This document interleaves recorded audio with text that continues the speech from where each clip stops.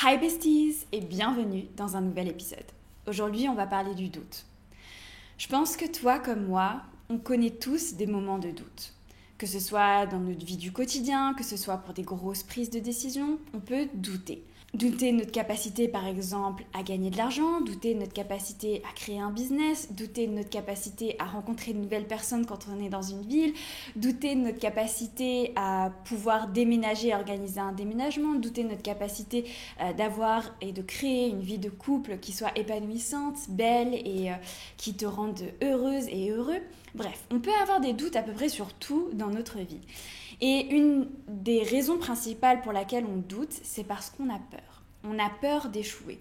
On a peur de ne pas être capable. On a peur d'être déçu de soi. Par exemple, je pense au couple, on va avoir peur d'être blessé, on va avoir peur d'avoir eu tort, on va avoir peur de s'être donné, d'avoir donné notre confiance et d'être trahi.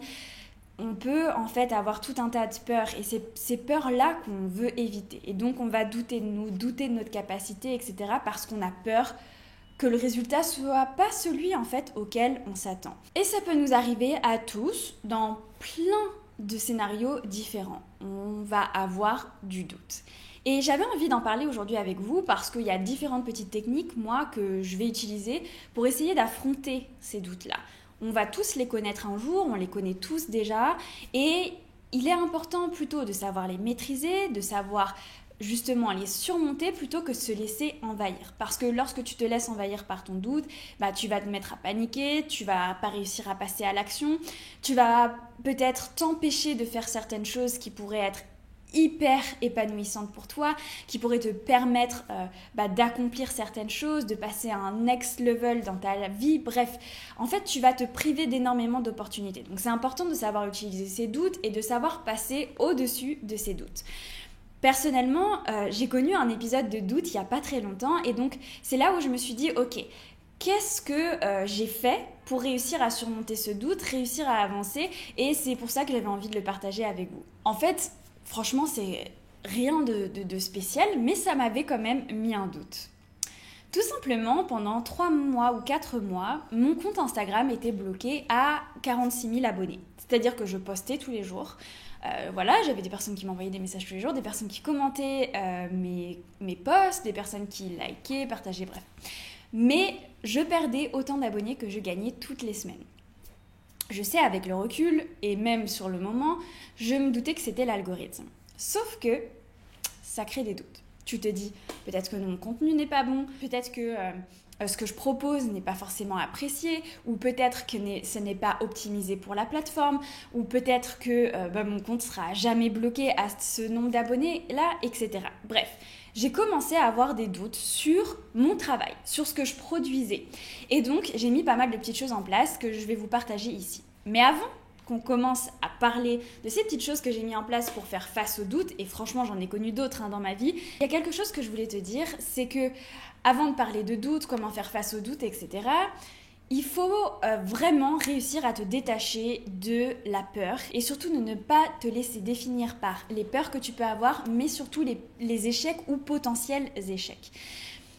Dis-toi que si tu souhaites créer un business mais qui ne fonctionne pas, dis-toi que si par exemple tu as essayé le trading, chose que je recommande absolument pas, et que tu as perdu de l'argent, dis-toi que si par exemple tu as connu une relation amoureuse et que tu pensais que c'était l'homme de ta vie et qu'en fait ça s'est fini, ça ne définit pas toute ta vie, ça ne définit pas qui tu es, ça ne définit pas qui tu vas être, ça ne définit absolument rien. C'est une expérience de ta vie que tu as vécue, mais la vie est un cycle, c'est un renouvellement. C'est-à-dire que cet événement de ta vie, qui est certes important de prendre en compte, il ne va pas définir tout ce que tu vas vivre dans le futur, à part si tu le laisses prendre le dessus sur ton identité.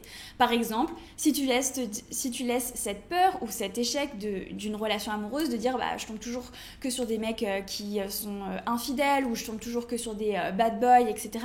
Si tu laisses en fait te définir, que tu utilises ce type de phrase, je tombe toujours que sur des mecs comme ça, je me fais toujours tromper, etc. En fait, tu vas prendre cette peur, cet échec, et le laisser te définir. Donc, déjà, la première chose que je veux vraiment que tu intègres avant même qu'on parle de comment faire face aux doutes, c'est que peu importe ce que tu as connu dans ton passé, peu importe ce qu'il s'est passé, peu importe ce que tu as pu faire aussi, c'est à toi, et je l'ai déjà dit dans un épisode, c'est à toi de décider maintenant que tu veux changer. C'est à toi de décider déjà de changer si tu as fait des choses dont tu n'es pas fier, mais surtout c'est à toi de dire cet événement ne me définit pas et je décide maintenant d'être cette personne que je veux être. Cette personne qui a une relation amoureuse qui est épanouissante. Cette personne qui peut-être crée un business qui est hyper successful. Cette personne qui voyage partout dans le monde. Cette personne qui est hyper épanouie dans son travail et qui travaille pour une super entreprise qui est hyper stimulante. Tu veux être cette personne. Donc focus-toi sur qui tu veux être et construire la vie que tu veux et la personne que tu peux être plutôt que de te rabâcher que ça n'a pas marché, que ça c'était un échec, que ça machin, etc. Ça ne te permettra jamais d'avancer. Vraiment pas. Donc ne laisse pas les échecs ou les peurs ou les potentielles peurs, du coup, c'est en fait le doute qui amène ces potentielles peurs, t'envahir et prendre le dessus sur ton identité. Donc je reviens à mon petit épisode où mon compte était bloqué. Et il y a une première chose que en fait j'ai faite et je pense que ça peut vraiment énormément t'aider. C'est de remettre en question, de challenger ce doute. Je te prends mon exemple où mon compte était bloqué, où je me remettais en question sur mon contenu, sur ce que je partageais. Donc je vais me dire, ok, est-ce que j'ai toujours autant de vues sur mes posts ? Oui. Est-ce que j'ai toujours autant de personnes qui commentent et qui likent ? Oui. Est-ce que j'ai toujours autant de personnes qui m'écrivent en DM, qui me font des retours positifs ? Oui. Donc en réalité, est-ce que c'est vraiment mon contenu qui est mauvais, bloqué, etc. ? Non, je crois pas. Parce que là, j'ai des preuves à moi-même. Je me prouve que non, c'est pas mon contenu qui n'est pas très bon ou qui n'est pas adapté, etc. Mais c'est plutôt qu'il y a un petit truc dans l'algorithme que moi, je ne peux absolument pas contrôler. Et ensuite, je vais continuer à challenger. Est-ce que c'est grave si tes followers n'augmentent pas ? Non, parce que le plus important, c'est d'avoir une communauté engagée, de faire passer le message aux personnes qui sont là. Certes, j'ai envie de le passer au plus de monde possible et c'est pour ça que j'ai décidé d'être sur les réseaux sociaux. C'est pour que le plus de personnes possible soient éduquées financièrement, puissent investir son argent, puissent l'épargner, éviter absolument les découvertes et puissent s'enrichir et devenir libres financièrement. C'est extrêmement important de passer ce message-là pour moi et je tiens vraiment à ce qu'il soit diffusé au plus de personnes possible. Mais en réalité, j'ai déjà 46 000 abonnés qui me suivaient. Maintenant, on est beaucoup plus et je suis hyper contente parce que ça s'est débloqué. Mais sur ce moment-là, c'était quand même 4 mois, donc 4 mois où je pouvais douter. Et donc, je me disais, mais j'ai déjà 46 000 personnes. Il y a un an, j'en avais que 1000. Donc, c'est déjà absolument génial. Et donc, je me prouve à moi-même que mes doutes ne sont pas valables. Douter de mon contenu, douter de ce que je peux partager, douter du fait que mon message ne passe pas, en fait, ne sont pas valables. Parce que j'ai des preuves devant moi que mon message passe, que énormément de personnes l'entendent, que énormément de personnes l'apprécient, etc.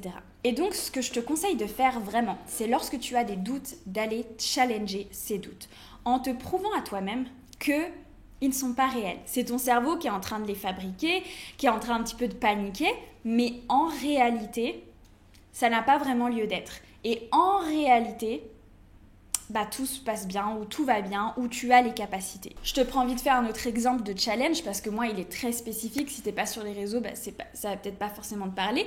Mais je pense, par exemple, si tu veux gagner 1 000 € par mois en plus de ton salaire. Disons, par exemple, tu te dis, non, mais c'est impossible, 1 000 € par mois, impossible. Ce que tu vas faire, tu vas regarder les petites annonces. Bon, tu vois un babysitting régulier chaque semaine qui propose 350 € pour du babysitting sur un mois, tous les mercredis. Là, tu vas te dire, ah mais je suis capable de faire du babysitting, c'est quelque chose que je peux faire, et le mercredi soir, je suis disponible. Ok, étape 1. Donc là, ça te prouve à toi-même que de 1, c'est un taf que tu peux faire, de 2, c'est totalement accessible, de 3, tu as déjà 300 € de plus par mois.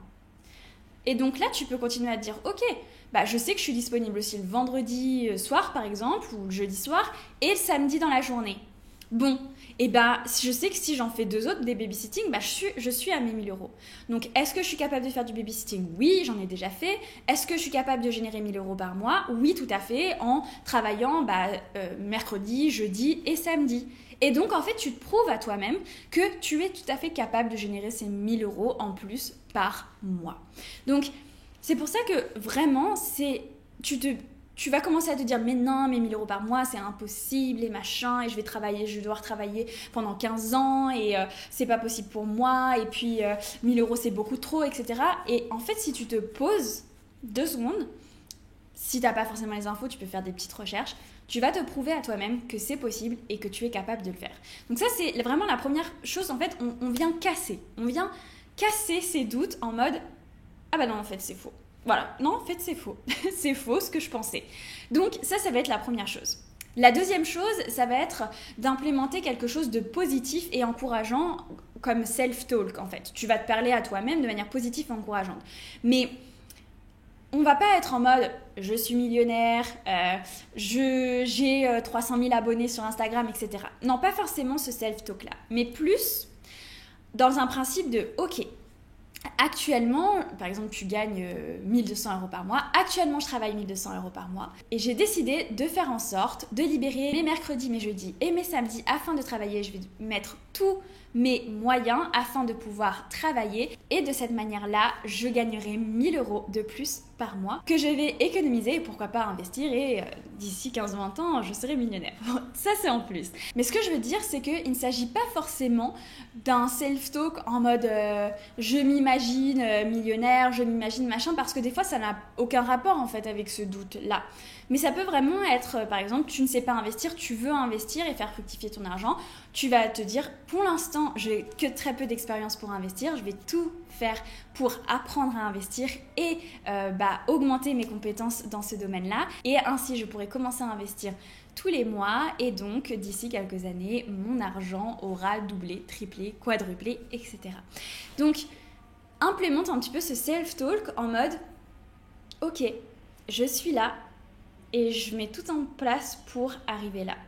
Et donc implémenter vraiment un self-talk qui soit positif, qui soit encourageant. Parfois, même si on casse nos doutes, même si on essaye de avoir un discours positif pour soi-même, on va quand même continuer à douter. Est-ce que c'est possible? Est-ce que j'en suis capable? Est-ce que d'autres personnes ont pu faire ça, etc. Et c'est là où arrive un autre tip que je voulais te partager, c'est d'avoir un mentor. Personnellement, ça m'aide énormément d'avoir des personnes qui sont des modèles, des mentors, des personnes que tu admires, qui ont un parcours que tu admires et un parcours qui peut être similaire au tien. Et on parle souvent de figures auxquelles on peut se référer, qui aident énormément. Et moi, il y en a 2 dont je vous parle très souvent, notamment Dean Graziosi. Dean Graziosi, maintenant, c'est un coach. Il fait aussi des masterminds, etc. Il a, je crois, je l'écoutais encore son podcast ce matin, une 50aine de business, quelque chose comme ça qu'il a créé. Lui, au départ, c'est un mec qui est né dans une famille plutôt pauvre, qui était hyper dyslexique. J'écoutais dans son podcast, il disait... Vous voyez le mec qui était isolé au lycée, etc., qui devait toujours être accompagné d'une personne parce qu'il était dyslexique et c'était dur pour lui d'apprendre, donc hyper exclu des autres, c'était lui. Donc tu peux te dire, c'est pas lui qui commence la vie avec le plus d'atouts possible. Cet homme, maintenant, il est multimillionnaire, peut-être milliardaire, je sais pas, j'ai pas regardé, mais en tout cas, il est multimillionnaire. Il a une relation amoureuse absolument magnifique. Ah oui, il a connu un divorce aussi. Il a une relation amoureuse avec sa femme qui est absolument magnifique, qui m'inspire énormément, moi, personnellement. Une très belle famille. Il vit dans une maison qui est hyper splendide. Il fait un travail qu'il adore. Son meilleur ami, c'est Tony Robbins. Et ce gars-là a commencé à 20 ans en réparant des voitures et en les revendant. Donc, c'est pour te dire... Et moi, quand je vois ça, je me dis, ok, si lui, il a réussi, moi, je peux réussir. Et donc, en fait, quand je vois son parcours, ça me donne de l'espoir et surtout, ça me montre que c'est possible. Parce que moi non plus, je viens pas d'une famille riche. Moi non plus, j'avais pas forcément d'une famille entrepreneur ou des amis entrepreneurs autour de moi. Alors certes, j'ai fait une école de commerce, mais c'est vraiment parce que je l'ai décidé. J'ai eu la chance d'avoir un petit héritage qui m'a permis de me payer l'école de mes rêves parce que j'avais compris que je voulais faire cette école et qu'elle allait m'aider. Mais ça me montre que peu importe d'où tu viens, peu importe ce que tu fais, quel est ton background, etc., tu peux le faire et tu peux accomplir. Cet homme-là, il avait 0 followers il y a, je sais pas, 20 ans. Même en 20 ans, Instagram n'existait pas. Et pourtant, il est suivi par des milliers, voire des millions de personnes maintenant.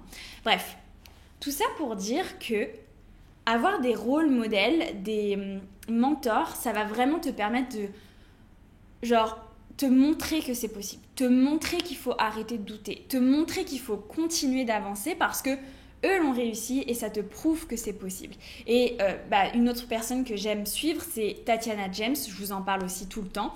Et elle, c'est pareil, c'est une femme qui venait d'une famille plutôt pauvre, qui travaillait dans un café pour payer ses factures, qui entre-temps a créé un business sur Amazon et grâce à ça est devenue millionnaire. Et maintenant, elle a revendu son business et elle vit sa meilleure vie au Panama. Et elle a elle va avoir peut-être 30 ans là. Ça me montre qu'en peu de temps on peut réussir, si on est une femme on peut réussir, parce que oui, c'est pas forcément évident, on voit beaucoup de figures masculines réussir, mais féminines moins. Ça me montre qu'on peut être une femme et réussir, être une femme féminine, parce que c'est quelqu'un elle est très féminine, elle prend vraiment soin de son apparence, etc. Et d'ailleurs, il y a beaucoup de gens qui pensent que souvent elle est un peu la femme trophée, la femme trophée de son mari parce qu'elle prend soin d'elle, etc. Alors que non, elle a fait elle-même sa richesse aussi. Donc ça me montre plein de choses et ça me permet de ne pas douter de moi. Ce n'est pas parce que j'aime être féminine, prendre soin de moi et me maquiller que je ne peux pas être aussi une excellente businesswoman, une excellente investisseuse, etc. Donc vraiment, prends des personnes qui t'inspirent, que tu admires, qui réussissent et ça va te permettre vraiment de te montrer et de te prouver à toi-même que c'est possible et que des personnes l'ont fait et donc toi aussi tu peux le faire. Mais c'est pas tout. J'ai quelques autres petits tips pour vous que j'aime bien faire et qui aussi me donnent un coup de boost, qui vont me permettre de passer au-dessus des doutes, etc. Ça va être tout simplement de fêter les petites victoires. Fêter les petites victoires, les petites étapes, etc. Ça va te permettre déjà de valider en fait tes compétences, valider ce que tu fais, te montrer que ça fonctionne, te montrer que tu avances. Par exemple, tu crées ton business. Tu as fait ta première négociation avec ton fournisseur, tu as passé ta commande. Première étape, célèbre. Va te faire un petit resto, j'en sais rien, fais-toi un petit dîner avec ton chéri, ta chérie, sors boire un café latte, un Starbucks, voilà. Bref, fais-toi un petit plaisir, un petit « Ok, je l'ai fait, I did it ». Genre, bravo, première étape. Ensuite, par exemple, une fois que tu as fait ça, ce qui va se passer, c'est que tu vas commencer à créer ton site internet, etc. Si tu crées ton site internet toi-même, moi je l'avais fait moi-même de A à Z, première fois que je créais mon site internet, quand j'ai créé ma marque, c'est un truc de ouf, génial. Une fois que tu l'as fait, je sais pas, fais-toi un bon repas, fais-toi un gâteau, pour te montrer qu'en fait tu es capable, tu avances, tu fais chacune des étapes. Tu n'es pas obligé de faire une big soirée à chaque étape, mais c'est important de célébrer. L'année dernière, quand j'ai eu mes premiers 50 000 abonnés sur TikTok, c'était un truc de dingue pour moi. J'avais jamais eu ça de ma vie. Personne ne m'avait suivi avant sur les réseaux. Je veux dire, j'étais pas sur les réseaux. Donc, j'ai fait une petite soirée avec mes amis parce que pour moi, c'était un énorme accomplissement. Est-ce que ça veut dire que je m'arrête là? Non. Est-ce que ça veut dire que c'est ça mon but? Non. C'était une étape en fait dans mon évolution sur les réseaux sociaux, dans mon évolution sur le fait de partager au plus grand nombre comment être éduqué financièrement, etc. Et donc c'est très important de marquer ces étapes-là. On a fait des petites photos, on a écrit des petits trucs autour et maintenant je sais qu'à chaque fois que je les regarderai, je me dirai waouh, ça c'était une première étape. Et je l'ai célébré et je suis fière de moi d'avoir fait cette première étape.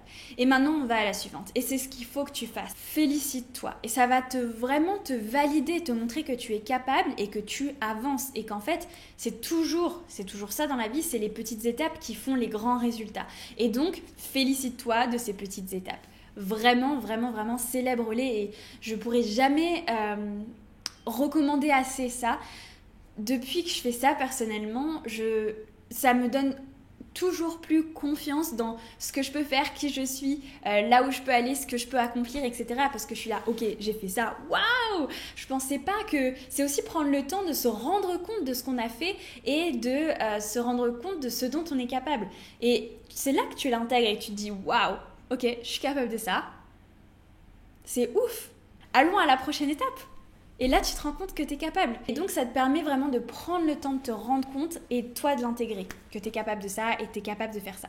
Et enfin, la chose la plus importante pour passer au-dessus de ces doutes, après avoir fait un petit peu tout ce travail mental, ça, c'est en lien avec les petites étapes d'avant, c'est tout simplement de passer à l'action. Et donc, tu vas aller étape par étape. Par exemple, tu veux commencer à avoir une morning routine. Tu te dis, tu vas avoir ces doutes, non, mais je suis pas capable de me lever tôt, je suis pas capable de faire mes gratitudes, je suis pas capable de prendre mon temps pour faire ma prière, machin, j'ai pas le temps, bref, tu doutes de toi et de tes capacités.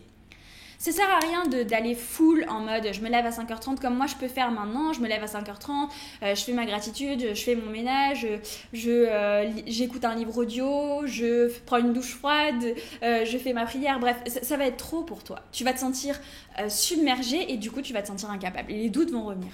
Mais fais plutôt des baby steps, c'est-à-dire une petite étape. Ok, première petite étape, par exemple je prends 5 minutes pour faire mes gratitudes. Tu fais ça pendant une semaine.